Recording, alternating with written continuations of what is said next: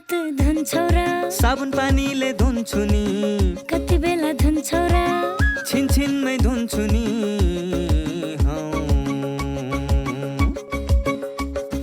घरमा पस्दा अफिस पस्दा सधैँ धुन्छु हात कोरोनालाई यसै गरी भगाइदिन्छु म त घरमा पस्दा अफिस पस्दा सधैँ धुन्छु हात कोरोनालाई यसै गरी भगाइदिन्छु म त भान्सा छिर्नु अगाडि खाना खानु अगाडि जहाँ त्यही छोएपछि हातले छोपी खोकेपछि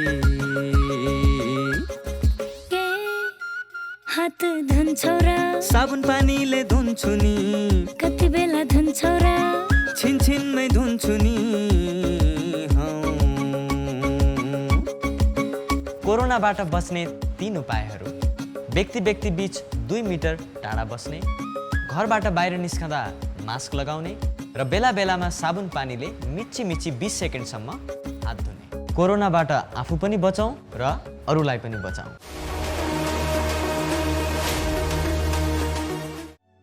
नमस्कार, कार्यक्रम स्वस्थ जीवनमा तपाईलाई स्वागत छ।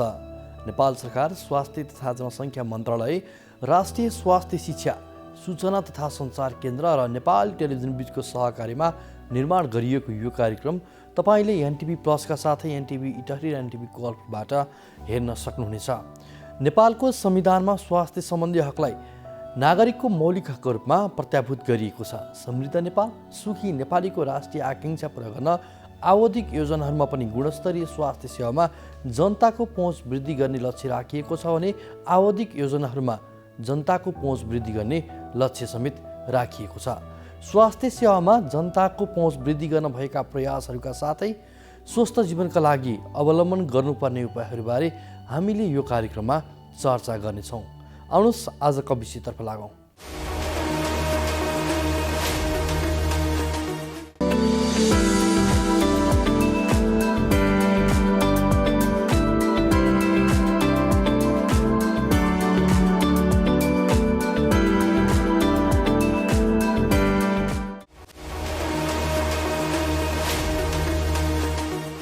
दर्शकवृन्द, पछिल्लो समय कोरोना भाइरसको सङ्क्रमण दर कम हुनु मानव जगतका लागि खुसीको कुरा पनि हो। तर दक्षिण अफ्रिकामा फेरि एउटा कोरोना भाइरसको नयाँ भेरिएन्ट पत्ता लागेको वैज्ञानिकहरूले जनाएका छन्। वैज्ञानिकहरूका अनुसार यसलाई ओमिक्रोन नामाकरण दिएको छ। ओमिक्रोन यस अगाडिका भाइरसहरूभन्दा बढी सङ्क्रामक रहेको बताइएको छ। नेपालमा ओमिक्रोन सङ्क्रमण फैलिन नदिन सरकारले विभिन्न तयारी पनि थालेको छ। त्यसो त विश्वभरि नै यो सङ्क्रमण फैलिन नदिन विभिन्न अभियान पनि चलाउन थालिएको छ। आज हामी नेपालमा नयाँ सङ्क्रमण भित्रिन नदिन सरकारले गरिरहेको प्रयास सम्बन्धी एउटा विशेष रिपोर्ट प्रस्तुत गर्नेछौँ। यसका साथै आज हामीले चर्चा गर्ने अर्को विषय हो नाक कान घाँटीको समस्याबारे। नाक कान घाँटीमा समस्या भए कुन अवस्थामा अस्पताल जाने, कुन अवस्थामा घरमै उपचार गर्ने, यो विषयमा आज हामी एकजना विशेषज्ञसँग संवाद प्रस्तुत गर्नेछौँ। यसका साथै स्वस्थ जीवनका लागि हाम्रो जीवनशैली कस्तो हुनुपर्छ यसबारेमा एकजना विज्ञको सुझाव पनि प्रस्तुत गर्नेछौँ। सुरुमा यो विशेष रिपोर्ट।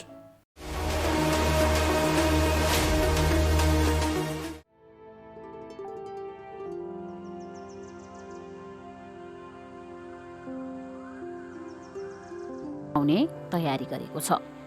सम्भावित जोखिम रोकथाम तथा नियन्त्रणका लागि दक्षिण अफ्रिका लगायत ओमिक्रोन भाइरस फैलिएका विभिन्न मुलुकहरूबाट आउने यात्रुको स्वास्थ्य परीक्षण निगरानी बढाइने भएको छ।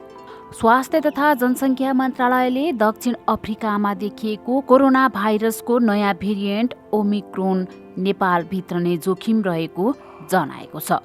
प्रत्यक्ष रूपमा नभए पनि अप्रत्यक्ष रूपमा कोरोनाको नयाँ भेरिएन्ट ओमिक्रोन नेपालभित्र नै जोखिम छ। जनस्वास्थ्यका मापदण्डहरू पालना नभएसम्म नयाँ भेरिएन्टभित्र नै जोखिम सधैँ रहने विज्ञहरू बताउँछन्। दक्षिण अफ्रिकामा देखिएको नयाँ भेरिएन्टको रोकथामका लागि पूर्व तयारी थालिएको मन्त्रालयले जनाएको छ। दक्षिण अफ्रिकाबाट नेपाल भित्रने व्यक्तिहरूलाई निगरानीमा राख्ने, क्वारेन्टाइन अनिवार्य गर्ने, परीक्षण गर्ने, निर्णय भएको छ। दक्षिण अफ्रिकामा नेपालबाट प्रत्यक्ष उडान नहुने भएकाले प्रत्यक्ष रूपमा भेरिएन्ट भित्रने जोखिम भने छैन, तर सतर्क रहन आवश्यक छ। विश्व स्वास्थ्य संगठनले हालै मात्र दक्षिण अफ्रिकामा देखिएको कोरोना भाइरसको नयाँ भेरिएन्टलाई ओमिक्रोन नाम दिएको छ। यो भेरिएन्टको म्युटेसन डेल्टा भन्दा खतरनाक हुन सक्ने भन्दै वैज्ञानिकहरूले सचेत रहन आग्रह समेत गरेका छन्। यस भेरिएन्टबाट जोगिनका लागि विभिन्न मुलुकहरूले दक्षिण अफ्रिका सहित विभिन्न मुलुकहरूबाट आउने यात्रुहरूमाथि प्रतिबन्ध लगाएका छन्।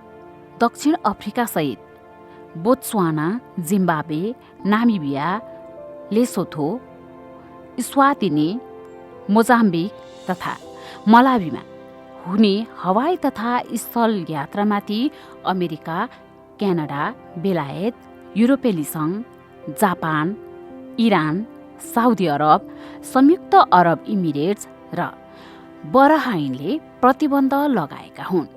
नयाँ खतराप्रति सचेतता अपनाउन आग्रह गर्दै दक्षिण अफ्रिका, बोत्सवाना र हङकङबाट आउने यात्रुहरूमाथि कडा रूपमा जाँच गर्न निर्देशन दिएको छ।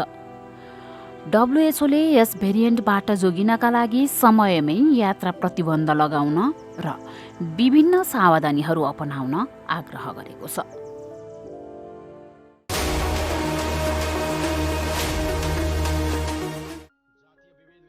जीवन, तिमी सामान लिन जाने भने होइन, अझै गएको छैनौ? कस्तो जिउ दुखिरहेछ भने आज अलि गाह्रो पो भइरहेछ त। ल, के भयो त अचानक? बिहानसम्म त ठिकै थियो त। बिहान अलिअलि सुरु भएको थियो, अहिले त अलि बढी नै हुन थाल्यो। ज्वरो आउने, खोकी लाग्ने, घाँटी दुख्ने, रुगा लाग्ने र सास फेर्न गाह्रो हुने जस्ता समस्या देखिएका छन् भने तुरुन्तै कोभिड-19 को परीक्षण गराउनुहोस्। कतै तिमीलाई तिमी पनि कहिलेकाहीँ यस्तो भइहाल्छ नि। अब यति हुँदैमा कोरोना भन्न कसरी मिल्छ भन त? के थाहा, अहिलेको भाइरसको त लक्षण पनि कति धेरै छ रे, अनि पहिलाको भन्दा संक्रामक र कडा पनि छ रे। तिमी झन् डर नदेखाउ न मलाई, सामान्य दुख्या हो के, केही भएको छैन।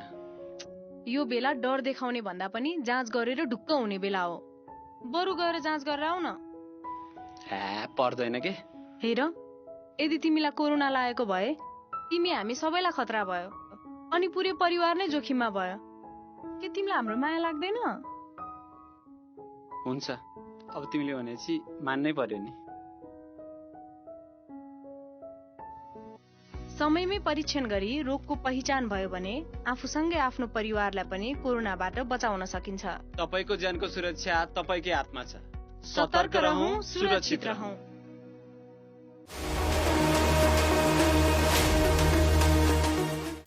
दर्शकवृन्द, कार्यक्रममा यहाँलाई पुनः स्वागत छ।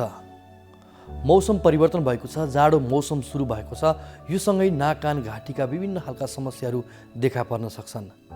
नाक कान घाँटीमा समस्या देखा पर्न साथ अस्पताल जानुपर्छ कि पर्दैन, यो सबैको जिज्ञासाको विषय पनि हो।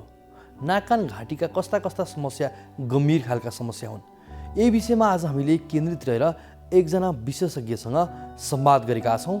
सोही संवाद अबको क्रममा।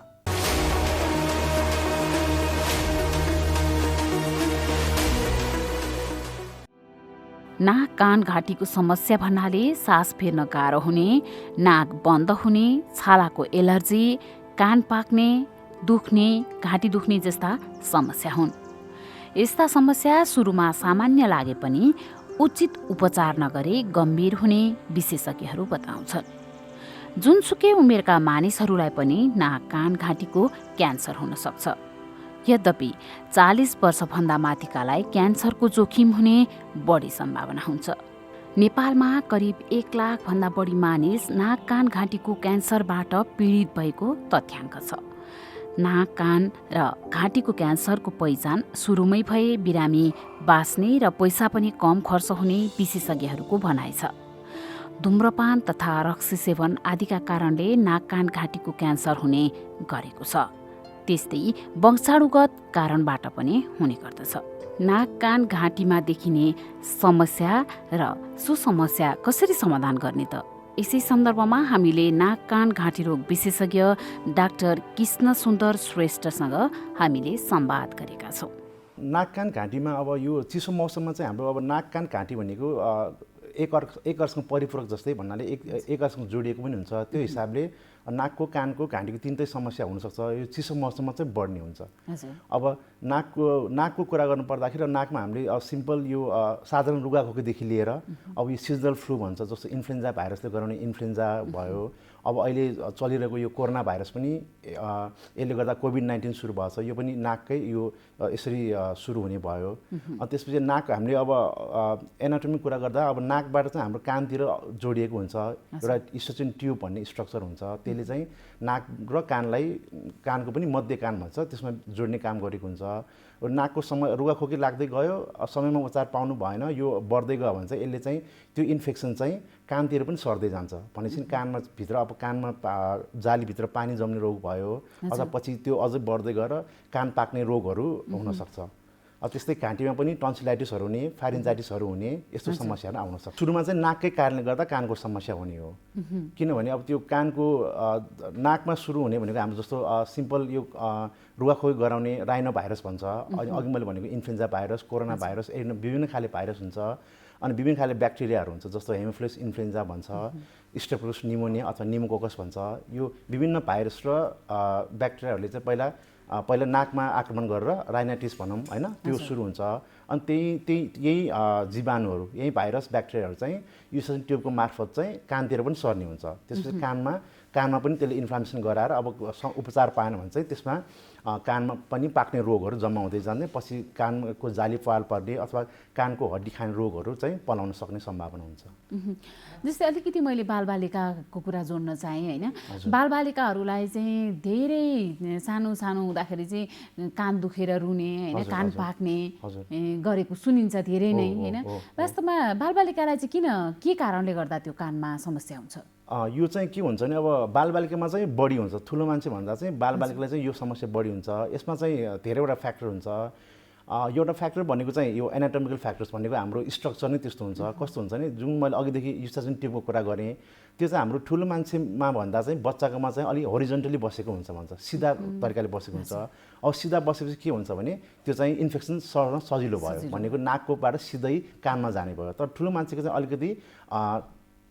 अलिकति बाङ्गो रूपमा बसेको हुन्छ। बाङ्गो भयो भने चाहिँ अब भनौँ न नाकबाट कान चाहिँ अलिक माथि हुन्छ, नाक अलिक तल हुन्छ भनेपछि नाकबाट कानमा जान त्यति सजिलो हुन्छ ठुलो मान्छेमा। तर बच्चामा चाहिँ हरिजन्टल हुने भएर नाकबाट सिधै कानमा जाने भयो, त्यो समस्या हुन्छ। एउटा चाहिँ एनाटोमिकल फ्याक्टर त्यो भयो।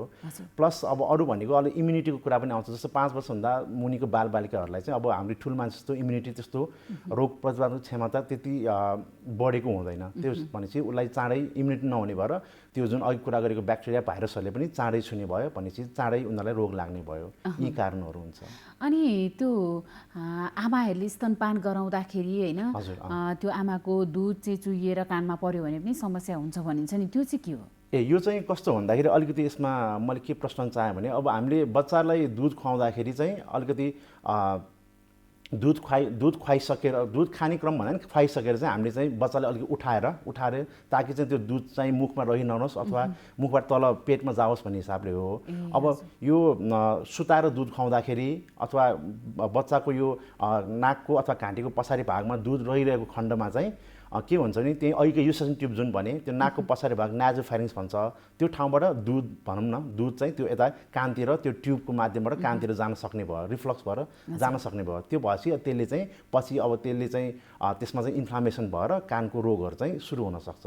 युजली हामीले मान्छेहरूले बुझेअनुसार चाहिँ यो कान हाम्रो बाहिरी कान जुन छ यहाँबाटै दुध पस्ने भन्ने सोच्छ, त्यस्तो चाहिँ होइन। कानको यो बाहिरबाट भित्र जालीतिर पस्ने होइन कि भित्री कानबाट चाहिँ भनेको मतलब त्यो नाजोफेरिन्क्स भने नाकको पछाडि भागबाट चाहिँ त्यो ट्युब भएर चाहिँ अनि मध्य कानमा गएर कानलाई चाहिँ बिगार्ने हो। त्यो बालबालिकाहरूमा चाहिँ कानमा जाली पाल पर्ने होइन, जालीमा समस्या हुने, अघि यहाँले भन्नुभयो त्यहाँ पानी जम्ने जसले गर्दा जालीमा समस्या हुन्छ भन्नुभयो नि, त्यो चाहिँ त्यो पानी जमेको त एउटा कारण भयो होइन, त्यो जालीमा चाहिँ के कारणले समस्या हुन्छ त बालबालिकाको? यो जुन नाजोफेरिन्क्सबाट इन्फेक्सन चाहिँ माथि मिडल लेयर मध्य कान भन्छ होइन, कानलाई पनि हामीले बाहिरी कान भन्छौँ होइन, त्यसपछि मध्य कान र भित्री कान गरेर डिभाइड गरेर हुन्छौँ। त्यो नाकको पछाडि नाजोफेरिन्क्सबाट हामीले जोडिने भनेको ट्युबबाट जोडिने भनेको चाहिँ मध्य कानमा हो होइन। मध्य कानमा चाहिँ हाम्रो यो कानको सुनाइको हड्डीहरू हुन्छ होइन, अनि विभिन्न अरू मसलहरू पनि हुन्छ। अब के हुन्छ भने यो इन्फेक्सन अघि कुरा गरेको जुन ब्याक्टेरिया यो भाइरसहरू चाहिँ यो युसेसन ट्युबबाट चाहिँ मिडल इयर अथवा मध्य कानमा गयो भने त्यहाँ चाहिँ उसले इन्फ्लामेसन सुरु गराउँछ।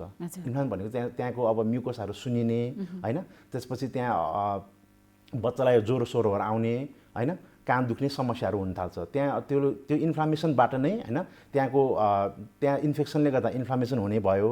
त्यसपछि अब त्यो टाइममै उपचार गऱ्यो भने चाहिँ त्यो ठिक भइहाल्यो, नत्र अब त्यो उपचार नगरिकन यत्तिकै रह्यो भने चाहिँ त्यहाँ इन्फ्लामेसन बढ्दै गएर पछि गएर चाहिँ अब त्यहाँ चाहिँ पिपहरू बग्न थाल्छ होइन, पिप बग्न थाल्छ। पिपहरू बगेर चाहिँ जालीको मार्फत चाहिँ पिप बाहिर आउने भयो, त्यो गर्दा जाली फुट्ने पनि डर भयो। जाली फुट्ने भयो, एउटा चाहिँ जाली फुटेर समस्या हुने भयो। जाली फुटेपछि पिपहरू आइरहने भयो अनि कानको सुनाइ पनि कम हुँदै गयो होइन, त्यो हुँदै गयो। अर्को त्यसपछि पनि अझै अब त्यसमा पनि उपचार पुगेन, कुनै कारणवश चाहिँ अब हस्पिटल गएन, अरू विभिन्न कारणले चाहिँ उपचार पाएन भने चाहिँ त्यो जुन मैले अघि हड्डी भने त्यो हड्डीहरू पनि बिस्तारै खिँदै जान्छ अनि त्यसलाई चाहिँ अब हड्डी खिने रोग भन्छ हामी, अथवा मेडिकल टर्ममा चाहिँ हामी कोलिस्टेटोमा भन्छौँ। त्यो भने चाहिँ अलिक गम्भीर प्रकृतिको भयो। सामान्य पाल पर्नुभन्दा चाहिँ यो चाहिँ अलिक गम्भीर प्रकृतिको रोग भयो, हड्डीहरू खिँदै जान्छ। प्लस त्यो जुन मैले अघि तपाईँलाई मध्य कान भने त्यसको जस्ट माथि चाहिँ फेरि हाम्रो दिमाग हुन्छ भनेको यो कानको सानो हड्डीले चाहिँ छुट्टाएको हुन्छ, हड्डीले चाहिँ दिमाग र कानलाई छुट्याएको हुन्छ। अब त्यो कानको इन्फेक्सन बढ्दै गयो, अघि मैले हड्डी खाने भने त्यो हड्डी खाने रोग बढ्दै गयो भने त्यो कान र दिमागको बिचको हड्डी पनि खिँदै गयो भने चाहिँ त्यहाँको इन्फेक्सन चाहिँ फेरि दिमागमा जाने भयो, मेनिन्जाइटिस हुन सक्ने भयो होइन, अथवा ब्रेन एक्सिस नै हुनसक्छ। त्यो भने चाहिँ अलिकति ज्यानलाई खतरा खाले रोग भयो त्यो चाहिँ। भनेपछि त अलिकति बालबालिकाहरूलाई पनि यस्तो सामान्य समस्याहरू देखिए भने भनौँ न जालीमा समस्या आयो, पिप बग्न थाल्यो भने त सुरुवाती अवस्थामै उपचार गराउनको लागि होइन आवश्यक भयो। जस्तै अनि यो जुन हड्डी खिने रोगमा पुग्नुभन्दा अगाडि जुन जाली यो भएर पिप बग्न थाल्छ भन्नुभयो नि, त्यो जाली पाल परेको त्यो चाहिँ जाली टाल्न पर्ने हुन्छ कि अनि औषधिले नै ठिक हुन्छ कि फुटेको जाली जुन फाटेको जाली चाहिँ के गरेर बनाउन सकिन्छ त सुरुवाती अवस्थामा चाहिँ? अब हामीले सुरुमा जाँच गऱ्यौँ, जाँच गर्दा सपोज हामीले चाहिँ अब बच्चाको कान जाँच गर्दाखेरि अटोस्कोपले जाँच गर्दा जाली देख्यौँ भने, जाली पाल परेको देख्यौँ भने चाहिँ अब के हुन्छ भने यसमा पनि अब कति पर्सेन्ट अथवा कति पाल ठुलो छ कि सानो छ भन्ने हुन्छ। त्यसमा त्यो एउटा चाहिँ हामीले त्यो पालको आकार कति छ त्यो हेर्नुपर्ने हुन्छ। अब सानो छ भने वेट गर्न सकिन्छ, सानै मात्र छ अलिकति मात्र पाल छ भने वेट गर्न सकिन्छ होइन, त्यो चाहिँ आफै ठिक हुन्छ अथवा औषधले ठिक हुन्छ। त्यो सानो पाल आफै जोडिन्छ भनेर हामीले त्यो हेर्छौँ, त्यो भयो। अब ठुलो पाल छ भने चाहिँ जोड्ने सम्भावना कम हुन्छ होइन, सानो पाल चाहिँ जोडिने भयो। एउटा त्यो फ्याक्टर चाहिँ हामी पालको आकारलाई हेर्छौँ। अर्को फ्याक्टर भनेको चाहिँ हामीले बच्चाको हेरिङ भनेको सुनाइको कति छ हेरौँ, त्यसलाई चाहिँ हामीले एउटा सुनाइको जाँच गर्ने हुन्छ, प्योर टोन अडियोमेट्री भन्छ, त्यसलाई पिटिए भन्छ। त्यो पिटिए गरेर हेर्छौँ। अब पिटिए गरेर हेर्दाखेरि यदि अब हेरिङ लेभल चाहिँ त्यस्तो धेरै घटिसकेको छैन, लेभल चाहिँ लगभग नर्मलमै जालीमा पाल चाहिँ छ तर हेरिङ लेभल चाहिँ त्यस्तो घटेको छैन, ठिकै जस्तो भने त्यसमा पनि वेट गर्न सकिने भयो होइन। उसको चाहिँ अब सुनाइ नै कम हुँदै गइसक्यो भने चाहिँ त्यसको लागि चाहिँ अब फेरि हामीले सर्जिकल म्यानेजमेन्टमै जानु पर्यो। त्यही भएर यो मेन दुईवटा फ्याक्टर, अरू पनि धेरै फ्याक्टर छन् तर हामीले मेन हेर्ने यो एउटा चाहिँ प्योर टोन अडियोमेट्रीमा हेरिङको लेभल कति छ त्यो एउटा हेर्छौँ, अनि जालको आकार हेरेर त्यो दुईवटामा चाहिँ होइन यो अब आफै जोड्ने सम्भावना कम छ भने चाहिँ हामीले बच्चाको आमाबाले चाहिँ अब यो बच्चा आमा अथवा ठुलो मान्छेलाई पनि यो दुइटैमा लागु हुन्छ। अनि उहाँहरूलाई चाहिँ अब यो हुँदैन भने चाहिँ अब औषधि खाएर हेर्छौँ तर नहुने सम्भावना बढी हुन्छ। त्यस भएर त्यसमा चाहिँ हामीले जाली नै फेर्ने भनेको जाली माइरिङ्गोप्लास्टी भन्छ, अथवा अपरेसन गरेर नयाँ जाली भन्दा पनि हामी त्यहाँ जालीको लागि जाली पाल परेको ठाउँमा चाहिँ कानकै कुनै कुकुर हड्डी अथवा त्यसको पेरिकन्ड्रियम भन्छ त्यो हाल्छौँ, अनि त्यसैमा चाहिँ नयाँ जाली पलाउने हो। त्यसरी चाहिँ हामीले यो चाहिँ सर्जिकल म्यानेजमेन्ट भयो। भनेपछि त्यो उपचार गर्दा भनौँ न शल्यक्रिया गरेर जाली राख्दाखेरि चाहिँ त्यो पूर्ण रूपमा ठिक हुन सक्ने सम्भावना चाहिँ कतिको हुन्छ त? त्यसको सम्भावना पनि अब यसमा पनि के छ भन्दाखेरि अब नयाँ नयाँ प्रविधिहरू आइरहेको छ होइन। अब जस्तो पहिला चाहिँ अब यो ओपन मेथड भन्छ, जस्तो बाहिर कानलाई चाहिँ पछाडिबाट यसरी काटेर यसरी भित्र जानु पर्थ्यो होइन, कानलाई वाङ्ग बनाएर भित्रबाट गएर अपरेसन गर्नु पर्थ्यो। तर आजकल चाहिँ यो दूरबीनबाट इन्डोस्कोपिक भन्छौँ हामीले, इन्डोस्कोपिक माइरिङ्गोप्लास्टी भन्छौँ। इन्डोस्कोपिक भनेको चाहिँ अब त्यो बाहिर पाल यो जाली काटिराख्नु के अरे कानको पछाडि काटिराख्नु परेन, हामी चाहिँ यो पालको बाटै इन्डोस्कोप छिराउँछौँ भनेको दूरबीनले उपचार गर्छौँ। त्यसमा पनि हामीले यो ट्र्यागस भन्छ, कानको अगाडि यो ट्र्यागस भन्ने हुन्छ। त्यो ट्र्यागसमा चाहिँ अब भित्र चाहिँ कुर्कुरहरू कार्टिलेज हुन्छ, त्यसलाई हामी ट्र्यागल कार्टिलेज भन्छौँ। अनि कार्टिलेजको बाहिरलाई ढाक्ने जुन हुन्छ त्यसलाई पेरिकन्ड्रियम भन्छौँ। भनेपछि यो पेरिकन्ड्रियम र कार्टिलेज दुइटै हाल्न मिल्छ होइन। त्यसको लागि अब यो त्यसमा विभिन्न मेथडहरू छन्। जस्तो हामीले काम गर्ने सेन्टरमा चाहिँ अब यो इन्डोस्कोपिक मेथडहरू नै गर्छौँ। त्यसमा चाहिँ अब यो जुन इन्डोस्कोपिक स्यान्डविच माइरिङ्गोप्लास्टी भन्छ होइन, त्यो चाहिँ त्यो जुन यो पेरिकन्ड्रियम र मैले कार्टिलेज भने त्यो राखेर गर्छ। त्यो गर्दाखेरि अब मोर देन 90% नै सक्सेसफुल छ। कहिलेकाहीँ चाहिँ जान नलाग्ने सम्भावना चाहिँ रहन्छ होइन। तर यो अहिले इन्डोस्कोपिक मेथड आएपछि चाहिँ 95% भन्दा बढी भनौँ।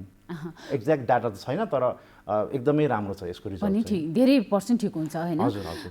अनि अर्को कुरा जुन यहाँले भन्नुभयो हड्डी खिने रोग भन्नुभयो नि, हजुर। त्यो चाहिँ यो अवस्थामा उपचार गरेर होइन त्यसमा ध्यान दिने हो भने त्यो समस्या चाहिँ हुन्छ कि हुँदैन त? सुरुकै अवस्थामा त यो सर्जिकल म्यानेजमेन्टमा जानु पर्दैन। सुरुमै पाल परिहाल्ने त होइन होइन। जुन रुवा अघि भने मैले सुरुवात गर्दाखेरि अब रुवा खोकीबाटै सुरु हुने हो। सुरुमा चाहिँ यसमा पनि अब हामी यसलाई एक्युट ओटिटिस मिडिया र क्रोनिक ओटिटिस मिडिया भनेर भन्छौँ। भनेको सुरुमै पाल परिहाल्ने होइन। जाली पाल नपर्ने कन्डिसनमा चाहिँ अपरेसन गर्नु त पर्दैन। यो चाहिँ औषधबाटै ठिक हुन्छ, एन्टिबायोटिकहरू हुन्छ, एन्टिस्टामिकहरू हुन्छ, यो सबै दिने हो होइन। त्यसपछि अब यो पालै पर्यो, अलिक ठुलो पार पर्यो भने मात्र हामी चाहिँ सर्जिकलमा जानुपर्ने त्यो होइन। त्यो भयो होइन। मैले जोड्न चाहेको चाहिँ त्यो भयो, जाली भयो र उपचार गरिन्छ त्यसको होइन, सर्जिकलबाट जाली गरिसकेपछि होइन। यदि त्यो पनि त्यसबाट पनि ठिक भएन भने हड्डीमा पनि जुन घाउ भयो भने अघि हजुरले भन्नुभयो नि हड्डीमा समस्या भयो भने चाहिँ हड्डी खिने रोग भयो भने चाहिँ भन्नुभयो नि, त्यो हुँदाखेरि जब मानिसहरूलाई हड्डी खिने रोग सुरु भइसकेको छ नि, त्यो चाहिँ उपचार हुन्छ कि हुँदैन त? त्यसको पनि हुन्छ। त्यसको पनि सर्जिकल, त्यसमा चाहिँ सर्जरी जानै पर्छ। त्यसमा चाहिँ अब अप्सन मात्रै खाएर हेर्छु भनेर भएन। त्यसमा चाहिँ अपरेसन गर्नै पर्छ है, अपरेसन गर्नै पर्छ। यो कानमा चाहिँ मेन मुख्यतः दुई थरी अपरेसन भयो। एउटा भर्खरै कुरा गऱ्यौँ हामीले जाली मात्र फेर्ने अपरेसन, त्यसमा चाहिँ हड्डी खिएको हुँदैन होइन। कानमा चाहिँ इन्फेक्सन छ अथवा कानको जाली मात्रै पाल परेको कन्डिसनमा त्यो गर्छन्। कानको जाल पाल परेको छ तर भित्र चाहिँ सबै ठिक हुनु पर्यो। त्यो कन्डिसनमा चाहिँ यो माइरिङ्गोप्लास्टी गरेर पुग्यो। त्यसपछि जुन हड्डी खिने रोग हुन्छ त्यसको लागि चाहिँ अर्को अपरेसन हुन्छ। त्यो चाहिँ अब यो जुन माइरिङ्गोप्लास्टी भन्छौँ त्यो चाहिँ ठुलो मान्छेमा हामीले बेहोस पारेर राख्नु पर्दैन। भनेको लोकल एनेस्थेसिया कानको वरिपरि होइन, त्यहाँ हामीले चाहिँ एनेस्थेसिया दिएर भनेको कानलाई मात्र लट्ठ्याएर अपरेसन गर्न सकिन्छ। तर बच्चाहरू गर्न सकिँदैन, उनीहरूको लागि चाहिँ अब यो पुरै बेहोस पारेर जेनरल एनेस्थेसिया भन्छ त्यसमै गर्नुपर्छ। तर जुन यो तपाईँले भन्नुभएको कानको हड्डी खाने रोग त्यो पलायो भने चाहिँ त्यो हामीले जेनरल एनेस्थेसियामै गर्नुपर्ने हुन्छ। भनेको बेहोस पारेरै बच्चा होस् ठुलो मान्छे होस् बेहोस पारेरै गर्नुपर्छ। किनभने त्यसमा चाहिँ पछाडिबाट काटेर होइन, पछाडिबाट काटेर हामीले यो हड्डीलाई पनि ड्रिल गर्नुपर्ने हुन्छ होइन। हड्डी ड्रिल गरेर त्यो मास्ट्रेट भन्छ, मास्ट्रेट बोन भन्ने हुन्छ। त्यो हड्डी ड्रिल गरेर त्यसबाट त्यो अनि त्यसमा पनि कस्तो हुन्छ हाम्रो अघि मैले कानको मिड लेयरको कुरा गरेँ, मिड लेयर र फेरि मास्ट्रेट चाहिँ जोडिएको हुन्छ है। यो चाहिँ अलिकति कम्प्लेक्स एनाटोमी भयो। त्यसमा चाहिँ अब यो मास्ट्रेट भनेको यो कानको पछाडि जुन हड्डी देख्नुहुन्छ यसबाट हामीले ड्रिल गरेर त्यसबाट जानु पर्यो। अनि त्यसबाट चाहिँ कानसम्म जानु पर्यो। अनि त्यसबाट चाहिँ जुन हड्डी खिएको हो सबै त्यहाँबाट निकाल्ने हो। निकालेर अनि त्यसमा फेरि लास्टमा त्यसमा पनि जाली हाल्छौँ।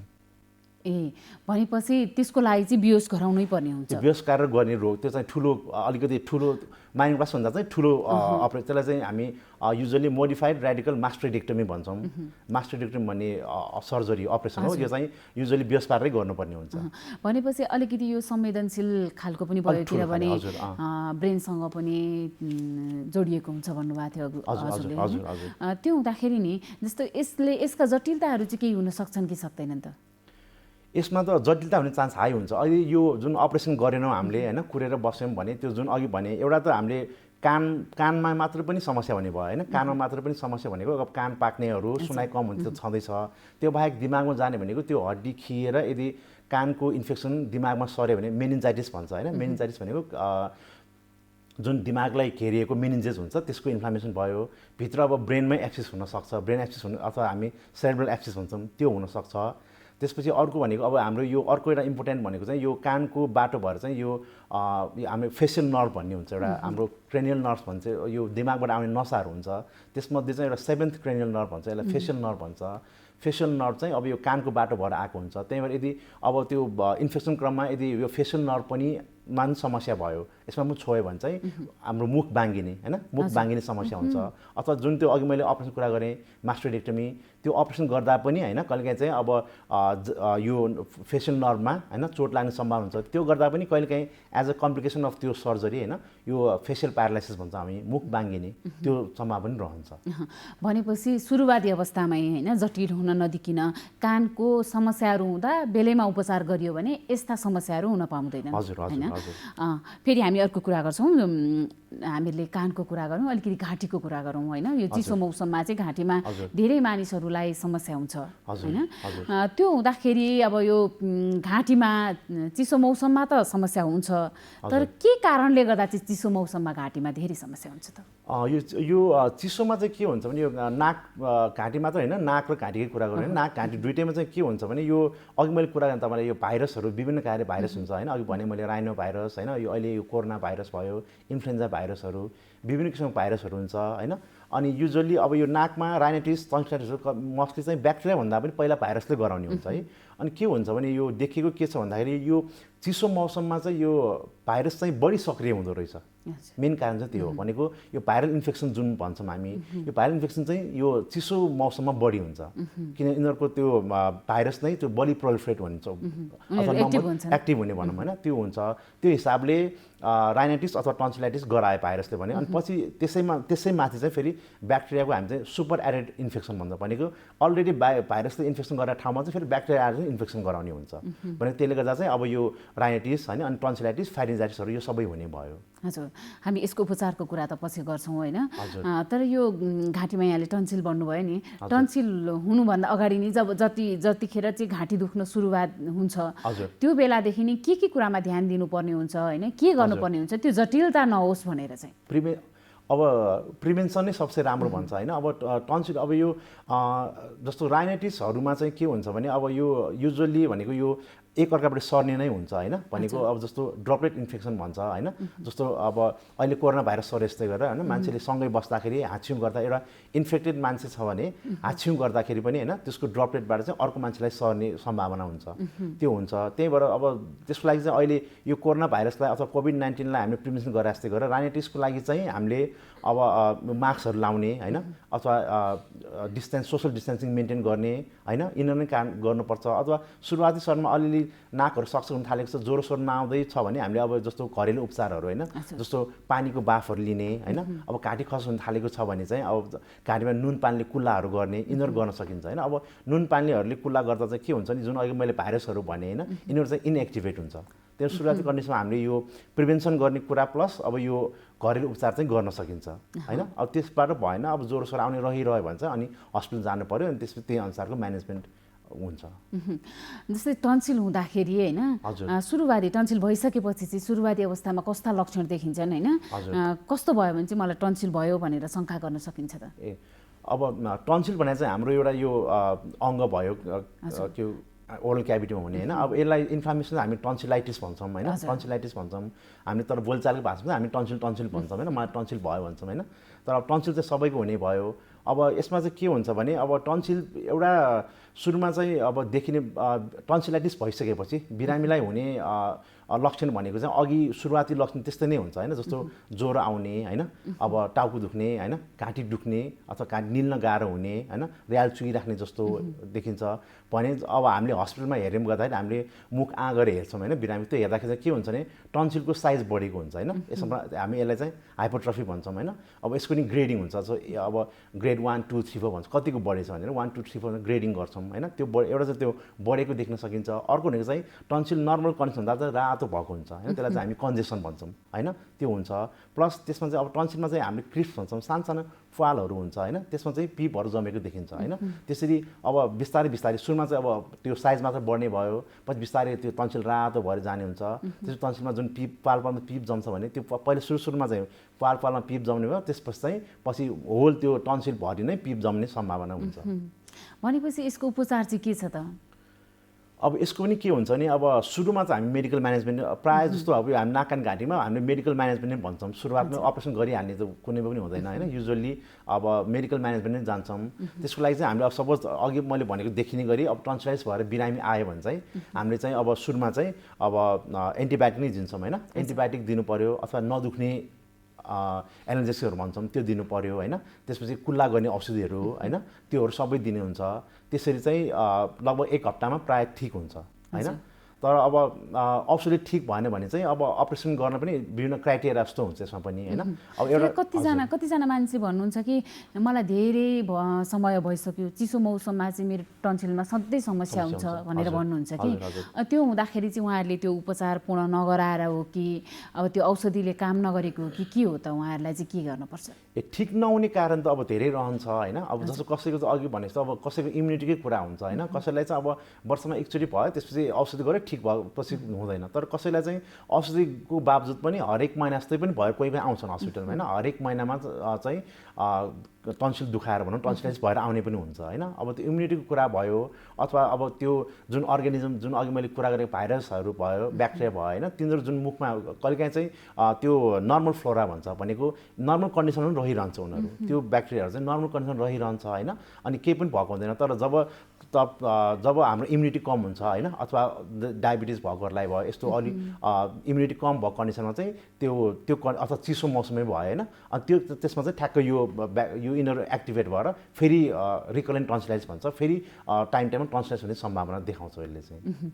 अनि जस्तै अब उपचार गर्दा औषधि खाँदा ठिक भएन भने यसको अपरेसन गरेर चाहिँ ठिक हुन्छ कि हुँदैन त? ठिक हुन्छ। अब यसलाई चाहिँ हामी टन्सिलेक्टोमी भन्छौँ भनेको टन्सिल नै निकालेर फाल्ने हुन्छ होइन। यो उपचार अथवा यो सर्जरीलाई चाहिँ हामी टन्सिलेक्टोमी भन्छौँ। अब यसको पनि अघि मैले भनिरहेको थिएँ यो क्राइटेरिया हुन्छ होइन, अब कुन कन्डिसनमा निकाल्ने अथवा कहिलेसम्म कुर्ने भन्ने हुन्छ होइन। यसको लागि अब मुख्यतया भनेको चाहिँ हामीले एउटा भनेको चाहिँ रिकरेन्ट टन्सिलाइटिस भन्छ होइन। रिकरेन्ट भनेको चाहिँ सधैँ भइराख्ने होइन, सधैँ भनेको जस्तो वर्षमा 5-6 चोटि हुने होइन, अथवा लगातार 2 वर्षमा चाहिँ दिनको के अरे वर्षको 3-4 चोटि लगातार 2 वर्षमा भइराख्ने, अथवा वर्षमा 1-2 चोटि चाहिँ लगातार 3-4 वर्षमा रहिरहने, यस्तो रिकरेन्ट भन्छ यसलाई। त्यस्तो रिकरेन्ट भइरहेको हामी बिरामीलाई चाहिँ टन्सिलेक्टोमी अपरेसन गर्न चाहिँ सुझाव दिन्छौँ। अथवा यसले गर्दा अरू खराबी हुन थाले होइन, जस्तो कहिलेकाहीँ चाहिँ मुटुमा पनि खराबी स्पेसली बच्चामा हुन्छ होइन, टन्सिलको कारणले चाहिँ मुटुमा खराबी हुने, किडनीमा खराबी हुने छ होइन। यस्तो अरू कम्प्लिकेसनहरू सबै हुन थाल्यो भने चाहिँ अनि बिरामीलाई चाहिँ हामी सर्जरी गर्नै राम्रो हुन्छ भनेर सुझाव दिन्छौँ। कसैको सुनिन्छ, अहिले त होइन केही अगाडि सुनिन्थ्यो होइन, यो जुन घाँटीको टन्सिलको अपरेसन गर्दाखेरि चाहिँ स्वर नै फरक भयो, स्वरमा चेन्ज आयो भनेर भनेको सुनिन्थ्यो कि यसले त्यसमा पनि असर गर्छ? यो चाहिँ हुँदैन, यस्तो त हुँदैन। किन हामी टन्सिलेक्टोमी भनेको चाहिँ हामीले मुखमा गर्छ नि त, मुखको पछाडितिर ओरोफेरिङ्स भन्छ त्यसमा हुन्छ टन्सिल चाहिँ होइन। टन्सिलेक्टोमी अब टन्सिलेक्टोमी हामीले घाँटीमा हेर्नै पर्दैन। अब स्वर यन्त्र भनेको यो हाम्रो रुद्र घन्टी भन्छ न, यो एरियामा चाहिँ स्वर यन्त्र हुन्छ होइन, स्वर यन्त्र यहाँ हुन्छ। त्यही भएर टन्सिलेक्टोमीमा त्यो चाहिँ हुँदैन होइन। टन्सिलेक्टोमीमा चाहिँ अब सुरुको 1-2 दिनमा चाहिँ कस्तो भने अब अघि मैले भने अब यो टन्सिलेक्टोमी अपरेसन गर्नु पनि बेहोस पारेरै गर्नुपर्ने भएन। बेहोस पार्ने भनेको चाहिँ अब यो इन्डोट्र्याकियल ट्युब भन्छ भनेको मुखबाट यहाँ होइन ट्र्याकियासम्म यो श्वास नलीसम्म चाहिँ ट्युब हालेको हुन्छ। अब त्यो ट्युब नली भनेको स्वर यन्त्रकै बाटो भएर जानुपर्ने भयो होइन। त्यो हुँदाखेरि अब त्यसमा चोट लागेको कन्डिसनमा 1-2 दिन चाहिँ अलिकति गाह्रो भए जस्तो हुनसक्यो, तर स्वरै चाहिँ चेन्ज हुँदैन होइन। तर अब टन्सिलेक्टोमी गरेर पछिलाई चाहिँ अब पछि चाहिँ यो स्वरै तपाईँले भने स्वर बिग्रिने स्वर त्यस्तो चाहिँ कहिले पनि हुँदैन, किनभने त्यो हामीले स्वर यन्त्रमा छुनै पर्दैन। टन्सिलेक्टोमी चाहिँ जस्ट मुखको होइन, मुखको पछाडि भएको अपरेसन हो, स्वर यन्त्रमा चाहिँ हामीले टन्सिलेक्टोमी छुनै पर्दैन, त्यही भएर त्यो सम्भावना छँदै छैन। जस्तै अब यो टन्सिलको अपरेसन गरेपछि चाहिँ होइन यहाँले भन्नुभयो ठिक हुन्छ भनेर, त यसका जटिलताहरू चाहिँ केही हुन्छन् कि हुँदैनन् त? किनभने अब घाँटीको कुरा होइन अब गरिहाल्न पनि सबैलाई डर लाग्छ, त्यो हुँदा यसको जटिलता चाहिँ हुनसक्छ कि सक्दैन? हुन्छ। यसको नि अब हरेक अपरेसनको कुनै पनि अपरेसन त्यस्तो जटिलता नहुने अपरेसन त हुँदैन, हरेकको कुनै न कुनै कम्प्लिकेसन भइ नै हाल्छ। त्यसमाथि पनि अब यो टन्सिलेक्टोमीको चाहिँ पनि 5-6 वटा यस्तो हुनसक्ने कम्प्लिकेसनहरू चाहिँ छ। त्यसमध्ये सबसे हामीले बिरामीलाई सम्झाउनु चाहिँ के भन्दा हेमोरेज भन्छ, अथवा यो अपरेसन गरिसकेपछि रगत आउने होइन। त्यसमा पनि हामीले थरी कहिलेकाहीँ चाहिँ कसै अब यो टन्सिलमा चाहिँ रक्त सञ्चार चाहिँ एकदम राम्रो हुन्छ, धेरैवटा आर्ट्रीहरूले चाहिँ यसलाई सप्लाई गरेको हुन्छ होइन।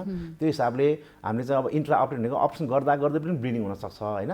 त्यसलाई चाहिँ हामी होइन प्राइमेरी हेमोरेज भन्छौँ, भनेको अपरेसन गर्दा पनि धेरै रगत जाने सम्भावना हुन्छ, त्यसलाई प्राइमेरी हेमरेज भन्छौँ। अथवा अपरेसन गरिसक्यो अनि अब 24 घण्टामा बिचमा पनि फेरि रगत आउन सक्छ, त्यसलाई चाहिँ हामी रियाक्सनरी हेमरेज भन्छौँ। अथवा अपरेसन गरेको 7 दिन 10 दिन 2 हप्तासम्म रगत आउन सक्छ, त्यसलाई चाहिँ फेरि हामीले पश्चात त्यसलाई चाहिँ सेकेन्डरी हेमरेज भन्छौँ। भनेको यो मेन चाहिँ अरूभन्दा पनि यो रगत जाने डर हुन्छ यसमा होइन। त्यसबाहेक पनि अरूहरू अब जस्तो अपरेसन गर्दा हामीले यसले सुताएर गर्छौँ होइन, त्यो गर्दा चाहिँ यो अब घाँटीको पछाडि हड्डीहरूमा पनि समस्या हुने हुन्छ होइन। त्यसपछि अरू भन्दा पनि हामीले चाहिँ यो ब्लिडिङलाई नै विशेष प्राथमिकता दिन्छौँ। भनेपछि कुनै कुनै जटिलताहरू सबैमा हुँदैन, कसैमा हुनसक्छ यस्ता जटिलताहरू होइन। त्यस्तो कमनली चाहिँ रुटिनली चाहिँ हुँदैन। अब जस्तो अब सानोतिनो भनेको जस्तो मुखको अपरेसन गर्दा वरिपरि दाँतमा इन्जुरी हुने अथवा यो ओठहरूमा हुने होइन, यो जिब्रोमा हुने, यो सानोतिनो त हुन सक्ने भयो। तर जुन यो रगत आउने सबैमा त हुँदैन, रुटिनली त हुँदैन, कुनै कुनै केसमा चाहिँ हुनसक्छ। कुनै केसमा चाहिँ हामीले चाहिँ युजली बिरामीलाई चाहिँ 1 हप्ता अपरेसन गरेर 1 हप्तामा चाहिँ हस्पिटलै राख्छौँ होइन। त्यसमा चाहिँ हामीले नसाबाट होइन यो सुईबाट भनौँ न होइन, त्यसबाट आइभी एन्टिबायोटिक भनेको त्यो दिनुपर्ने हुन्छ। त्यो दिनलाई चाहिँ हामीले अब त्यो इन्फेक्सन नहोस् भनेर चाहिँ हामीले 1 हप्तासम्म बिरामीलाई चाहिँ हस्पिटलै राख्छौँ होइन। अनि युजली हामी 7th पोस्ट अफ डे भन्छौँ, भनेको 7औँ दिनमा बल्ल डिस्चार्ज गर्छौँ बिरामीलाई, त्यो चाहिँ इन्फेक्सन नहोस् भनेर। तर कति बिरामी चाहिँ त्यो अनि 7 दिनपछि पनि हामीले फेरि यो खाने एन्टिबायोटिक दिएर पठाउँछौँ।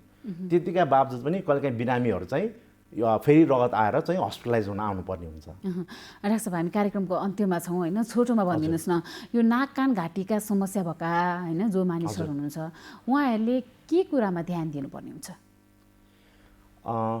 यो नाक कान घाँटीको समस्या भनेको अब अहिले हामीले कुरा गरे अनुसार यो जाडो महिनामा अलिक बढ्ने भयो होइन। त्यही भएर अब जाडोबाट बस्ने पनि हामीले उपाय गर्नु पर्यो अलिकति होइन। किन जाडो महिना अघि भने जस्तै यो भाइरसहरू एक्टिभेट हुने भएर होइन, जाडोको लागि पनि हामीले अलिक प्रपर प्रिकसनहरू लिनु पर्यो होइन। जस्तो अब तातो कुराहरू खाने होइन, सकेसम्म अब चिसोहरू पनि नखाने होइन। त्यसपछि हामीले अब सकभर अब यो राइन्टिसहरूको लागि चाहिँ अलिकति कसो भने यो अघि कुरा गरे जस्तै यो मास्कहरू लगाएर हिँड्ने, सोसल डिस्टेन्सिङ भनेको अब एउटै रुममा होइन धेरैजना मान्छे बस्दा पनि एकअर्काको रोग चाहिँ एकअर्का सर्नु सक्ने हुन्छ। त्यही भएर अलिकति यो मास्क लाउने, सोसल डिस्टेन्सिङहरू होइन, आफ्नो पर्सनल हाइजिनहरू सबै ख्याल गर्नुपर्ने हुन्छ।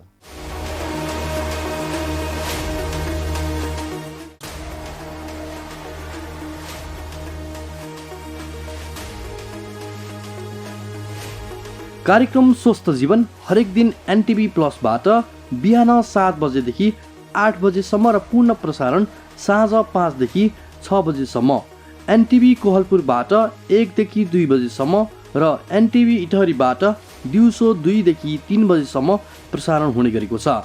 स्वास्थ्य सम्बन्धी यहाँहरूको कुनै जिज्ञासा वा समस्या भएमा हामी सम्बन्धित विज्ञहरूबाट समाधान खोजी कार्यक्रममा प्रसारण गर्नेछौँ। हामीलाई सम्पर्क गर्ने माध्यमहरू यस प्रकार रहेका छन्: फोन, एसएमएस तथा भाइबरको लागि 98 43 52 93 97, इमेल swasthajievan@ntv.org.np। यस कार्यक्रमको बारेमा आफ्नो सल्लाह सुझाव र प्रतिक्रिया पनि यहाँहरूले यिनै माध्यम मार्फत दिन सक्नुहुनेछ। साथै कार्यक्रममा के कस्ता सामग्री, विषय वा विज्ञहरू समेट्नु पर्ला भन्ने विषयमा पनि सुझाव दिन सक्नुहुन्छ। कार्यक्रम यहाँहरूले सामाजिक सञ्जाल मार्फत पनि हेर्न सक्नुहुनेछ। YouTube Nepal television, mobile application Nepal television, Facebook facebook.com/naptv2041।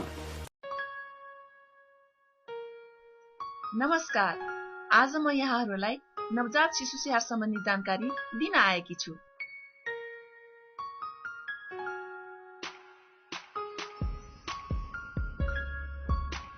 शिशु जन्मेको 1 घण्टाभित्र आमाको बिगौती दुध खुवाउनु पर्छ।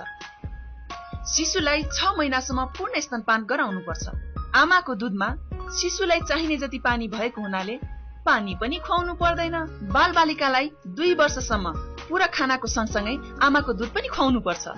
शिशुले चाहेको जुनसुकै बेला पनि स्तनपान गराउनु पर्छ। कम्तीमा पनि दिनमा 10-12 पटक खुवाउनु पर्छ। शिशुलाई जन्मेको 24 घण्टापछि मात्र नुहाउनु पर्छ र नुहाउँदा पनि मन तातो पानीले नुहाई तुरन्त सफा, नरम र उभानो कपडाले राम्रोसँग पुछी न्यानो गरी राख्नुपर्छ। शिशुको नाभि सधैँ सफा र सुक्खा राख्नुपर्छ।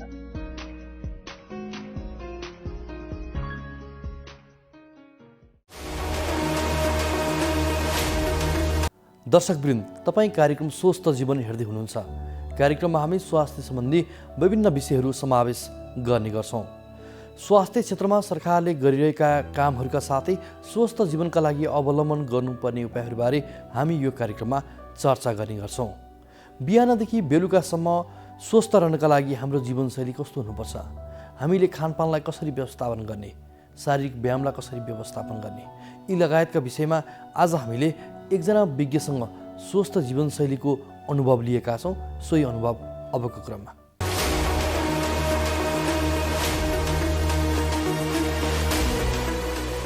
नमस्कार, म डाक्टर प्रदीप पाण्डे, म नसा तथा मनोरोग विशेषज्ञ। हाम्रो जीवनशैलीलाई स्वस्थ बनाउनका लागि हामीले के गर्न सकिन्छ भन्ने विषयमा कुरा गर्दाखेरि चाहिँ हामीले दुई तीनटा कुराहरूमा हामीले ध्यान दिनुपर्छ। सबभन्दा पहिलो कुरा त जहिले पनि खानपिनकै कुरा आउँछ। हामीले कस्तो खाना खाइरहेका छौँ, हामीले डाइजेस्ट गर्न सक्ने खाना खाएका छौँ कि डाइजेस्ट गर्न नसक्ने खाना खाइरहेका छौँ र हरेक दिन एउटै खाना खाएका छौँ कि अथवा चाहिँ हामीले पौष्टिक आहारमा के कस्ता खानेकुराहरू खाइरहेका छौँ, यो कुराहरू एकदमै जरुरी छ। त्यो सँगसँगै हामीले पानी कस्तो पिइरहेका छौँ, पर्याप्त मात्रामा पानी पिएका छौँ कि छैनौँ, यो चिजहरू पनि एकदमै जरुरी छ।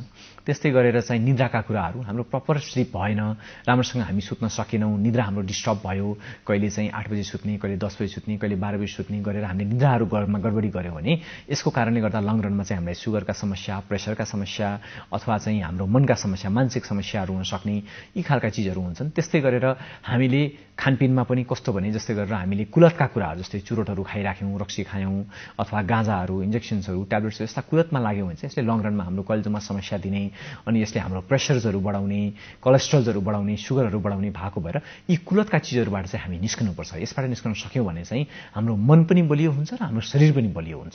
त्यस्तै गरेर हामीले दैनिक रूपमा चाहिँ कसरतहरू गर्ने बानी बसाइको विकास गर्यो भने चाहिँ हाम्रो पुरै शरीरमा, सेल्सहरूमा, हाम्रो ब्रेनमा, न्युरोन्सहरूमा चाहिँ अक्सिजन सप्लाई राम्रो हुन्छ, ब्लड सर्कुलेसन राम्रो हुन्छ। यसले गर्दाखेरि चाहिँ हामी चाहिँ सधैँ फ्रेस महसुस गर्छौँ, ताजा महसुस गर्छौँ।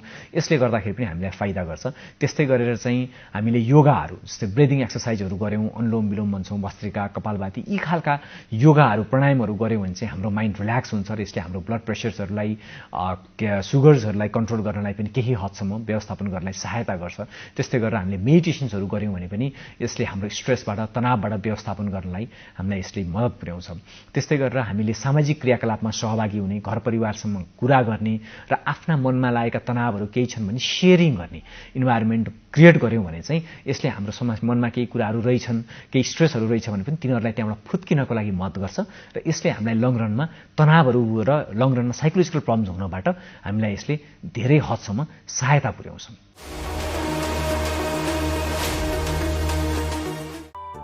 स्वास्थ्य सम्बन्धी महत्त्वपूर्ण नम्बरहरू। स्वास्थ्य सम्बन्धी कुनै पनि जानकारी र सहयोगका लागि स्वास्थ्य तथा जनसङ्ख्या मन्त्रालयका हटलाइन नम्बरहरू 1115 र 1133 वा मोबाइल नम्बर 985112 55839। एम्बुलेन्स सेवाको लागि 102 र 112। वैदेशिक रोजगारीको क्रममा स्वास्थ्यमा समस्या भएमा, अन्य सहयोग वा जानकारी आवश्यक परेमा श्रम, रोजगार तथा सामाजिक सुरक्षा मन्त्रालयको हटलाइन नम्बर 1141। शान्ति, सुरक्षा र अन्य सहयोगका लागि नेपाल प्रहरीको नम्बर 100। सशस्त्र प्रहरी बलको नम्बर 1114। रगत आवश्यक परेमा ब्लड बैंकको नम्बर 01 42 25 344।